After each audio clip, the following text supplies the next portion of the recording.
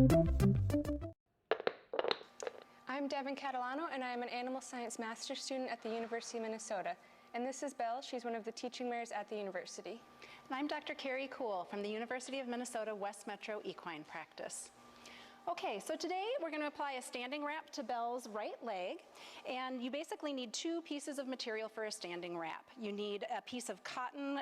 These are sometimes referred to as quilts or cottons or Nobo bandages. You can get them at your local tack shop or out of pretty much any equine catalog. They're going to come in different lengths, so you just want to make sure that your length is appropriate for the size of the horse. So a standing wrap is going to be applied over the cannon bone, basically from just below the knee or the carpus to the fetlock or the ankle. And when you get them, they don't come pre-rolled in a usable way, so we have to get ourselves organized by just rolling up our cotton material and then rolling up our bandage material. And there are different types of bandages for this as well. There are polo wraps, which are more of a cotton fleece or felt, and then you've got these more stretchy wraps that are sometimes called track wraps or derby wraps. So the key to getting these wrapped right is to remember that it's Velcro to Velcro. When you buy them, they will come with the Velcro on the outside, and if you try to put them on, you'll find they're inside out, and then you have to re-roll them. So you want to take them out and then roll them Velcro to Velcro, just making sure that you keep it nice and even and smooth.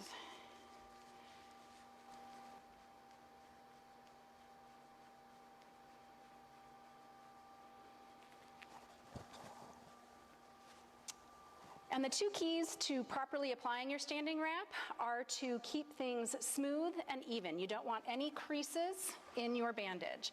Some people will actually roll their wrap into the bandage. I find it's easier to do them separately. So conventionally, we're going to wrap starting on the outside of the leg, and we're going to wrap from front to back and outside to inside. Or for the right front leg, that's going to be a clockwise direction. And as you go, you want to keep smoothing the bandage so you don't have any big folds or creases that are going to apply uneven pressure. If you get an area where you've got uneven pressure, you can cause what's called a bandage bow. So I tend to start at the bottom and wrap up the leg. And as I go up, I'm going to cross over the previous layer by about 50%. Again, just making sure that my wrap is smooth and even, and we're going to leave a little bit of the cotton out at the top and the bottom. And when I get to the top, I go over completely, so I'm covering it 100%, and then I start back down, covering at 50%.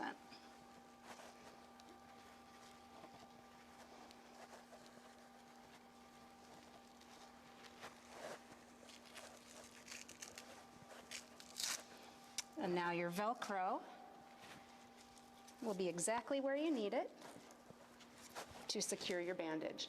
If you've got a bigger leg and you don't have as much Velcro attaching here, you can take a piece of masking tape or white tape and go around one time too, just to secure it, but not too tight. And that's our standing wrap. So a couple of questions that come up frequently about standing wraps are how long you can leave the wrap on, and does it matter what direction you wrap them? The standing wraps, I usually try not to leave on more than 24 hours. If you've got an injury or you're using the wrap for support, say overnight in a stall, and then you take them off in the morning to go outside, so you have them on anywhere from 12 to 24 hours. But you should ideally be taking them off and checking the horse's limb. As far as the direction that they go, the studies have shown that it really does not matter, which is contrary to what our conventional wisdom is, which is that we should always wrap from the front to the back and outside to in, or for the right leg, a clockwise direction, and for the left leg, a counterclockwise direction. The reason that this has become the convention is because we are very, very conscientious not to cause any tension on the flexor tendons that run down the back of the leg.